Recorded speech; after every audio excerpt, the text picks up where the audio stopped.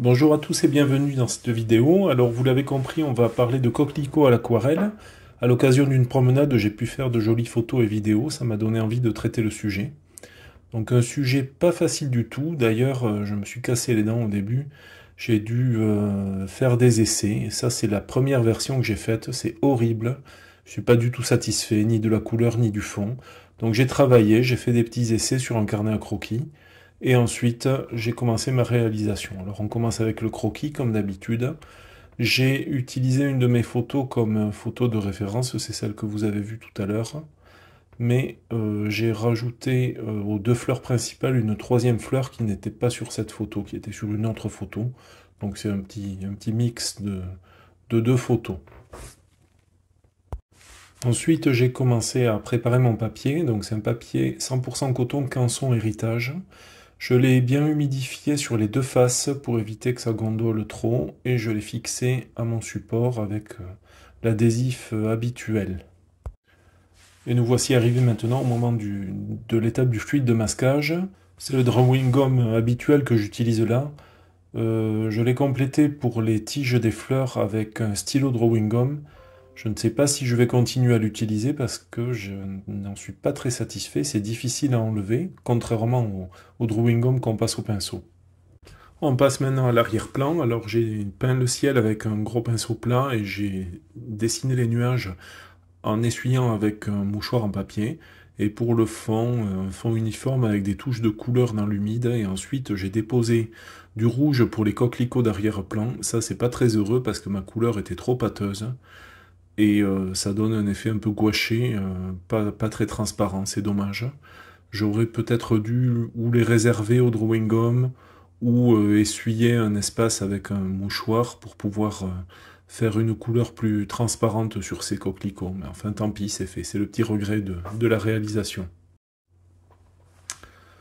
Alors un autre regret, c'est le ciel et l'arrière-plan qui n'est pas très contrasté. Je me suis fait avoir comme un débutant. J'ai perdu de vue que les couleurs en séchant à l'aquarelle ont tendance à devenir plus claires. Bon, pour le ciel, c'est pas rattrapable. Par contre, pour les arbres d'arrière-plan, c'était possible de rattraper ça. Donc j'ai passé une autre couche plus foncée par-dessus pour les rendre un petit peu plus denses.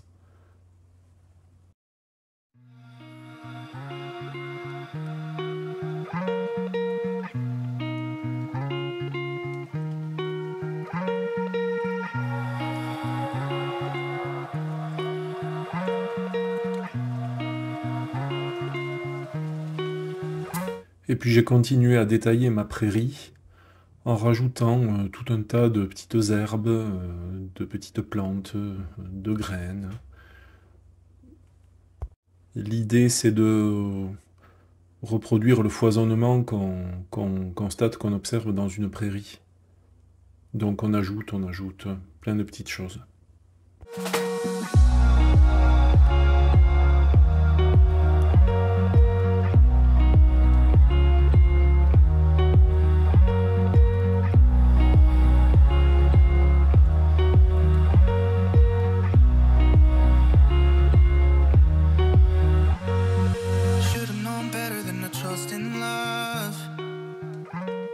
It's like this whole world keeps on messing it up. Yeah, I thought that I could do better if I just believed. I'm thinking back to when you were in the sweater that you got from me. It's so complicated. Why is this suffocating? I felt elevated when you used to lay with me. Et puis j'ai essayé de retravailler mes coquelicots d'arrière-plan avec la technique du retrait, enlever un petit peu de peinture offensée, la remplacer par une couleur un peu plus claire. Bon, c'est un petit peu mieux que ce qu'on avait au départ, même si je ne suis pas complètement satisfait de cet aspect du travail.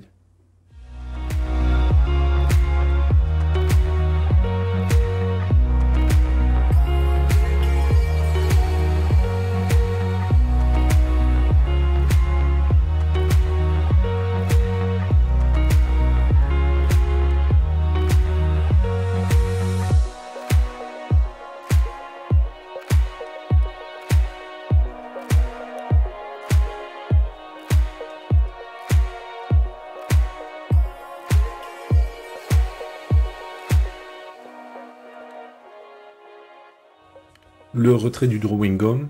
Alors comme je disais tout à l'heure, pour la partie principale des fleurs, la plus grande partie, c'est le drawing gum que j'ai passé avec le pinceau.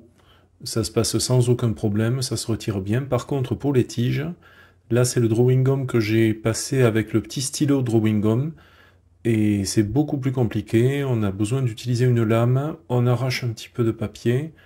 Du coup, on a une surface de papier qui devient un petit peu pelucheuse. C'est compliqué. C'est curieux parce que les deux produits Drawing Gum sont de la même marque, mais celui qui est vendu en stylo, ce n'est pas la première fois que je le constate. J'ai du mal à le retirer. Donc je ne sais pas si je l'utiliserai encore.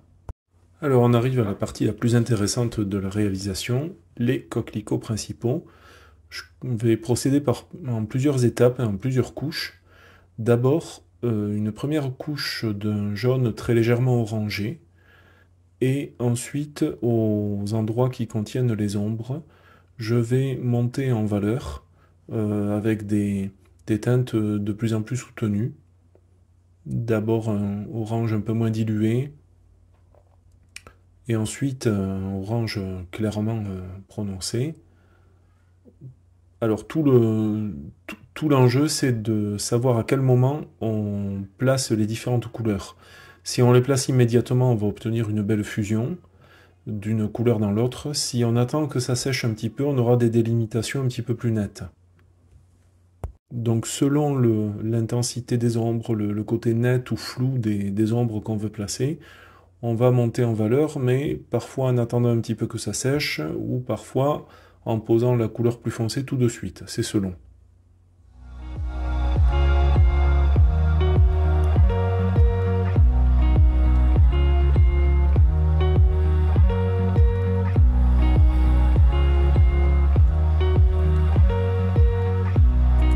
Je termine par des petits détails, les petits plis des pétales, qui eux sont quand même assez nets. Donc là on les fait à la fin avec un petit pinceau et une couleur plus foncée, pour avoir justement cet aspect net, pour éviter qu'il se fonde trop dans la couche précédente. Et pour la suite, après c'est itératif, hein. On monte en valeur au fur et à mesure qu'on progresse dans les ombres, pour arriver jusqu'au cœur du coquelicot, qui lui sera très très sombre, presque noir.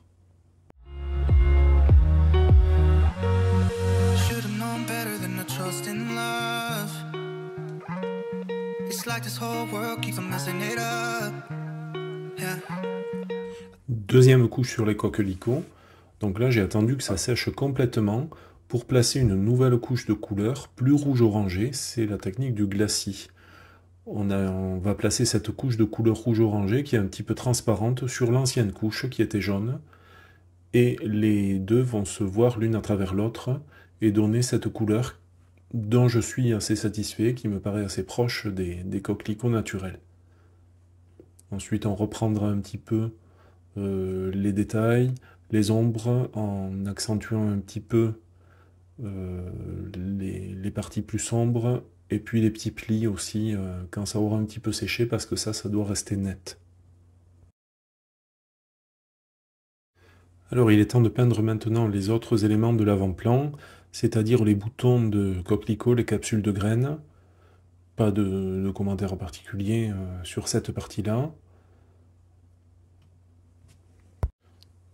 Et puis on va terminer avec les petits poils des coquelicots, parce que les tiges de coquelicots sont velues, et à contre-jour on voit les poils très clairs se détacher.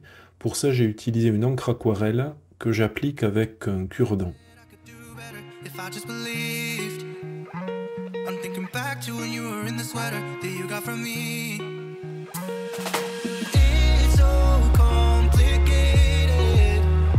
Voilà, encore une dernière retouche sur les ombres pour les rendre un petit peu plus nettes, avec une valeur un petit peu plus élevée.